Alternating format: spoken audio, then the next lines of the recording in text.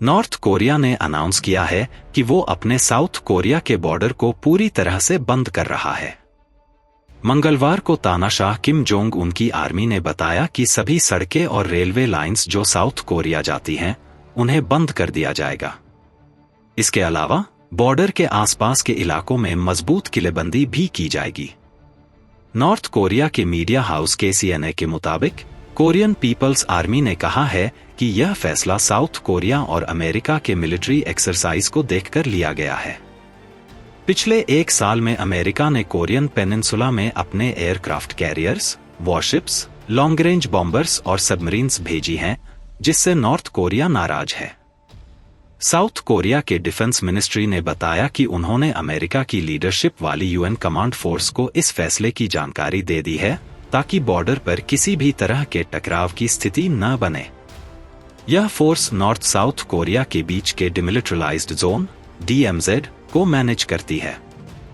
इससे पहले south Korean military ने बताया था कि जनवरी से किम जोंग उनकी आर्मी बॉर्डर पर लैंडमाइंस बिछा रही है।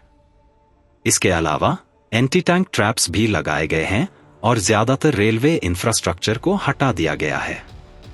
जून में बॉर्डर पर मिलिट्री इंफ्रास्ट्रक्चर बना रहे कई सोल्जर्स लैंडमाइन ब्लास्ट में मारे गए थे। नॉर्थ कोरिया के इस फैसले के बाद दोनों देशों के बीच टेंशन बढ़ने का खतरा है। नॉर्थ और साउथ कोरिया के बीच 1950 से 1953 तक एक जंग हो चुकी है, जो वर्ल्ड वॉर 2 के बाद हुई थी। कोरिया एक पेनिनसुला है, मतलब 3 तरफ समुद्र से घिरा हुआ है और एक तरफ से मेनलैंड से जुड़ा है। 1904 तक यहां कोरियन एम्पायर का राज था। इस पर कब्जे के लिए जापान और चीन के बीच एक भयंकर जंग हुई। जापान ने जीत हासिल की और कोरिया पर कब्जा कर लिया, लेकिन 1945 में वर्ल्ड वॉर 2 में हार के बाद जापान को कोरिया छोड़ना पड़ा। जापान के हटने के बाद कोरिया को 2 हिस्सों में बांट दिया गया। नॉर्थ में सोवियत आर्मी और साउथ में UN फोर्सेस लगाई गईं। नॉर्थ कोरिया में कोरियन कम्युनिस्ट्स के नेतृत्व में Democratic People's Republic of Korea की सरकार बनी।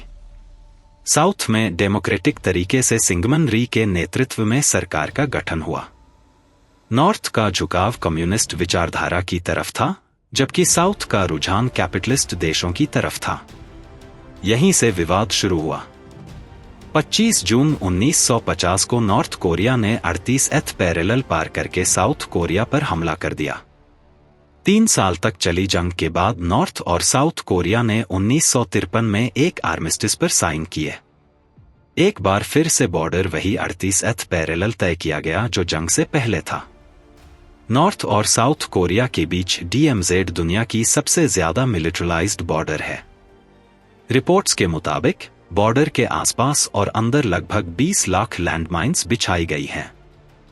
इसके अलावा दोनों तरफ बार्ब्ड वायर फेंस, टैंक्स का जाल और सोल्जर्स भी तैनात हैं। कोरियन वॉर को खत्म करने के लिए हुए समझौते के तहत यह बॉर्डर बनाई गई थी।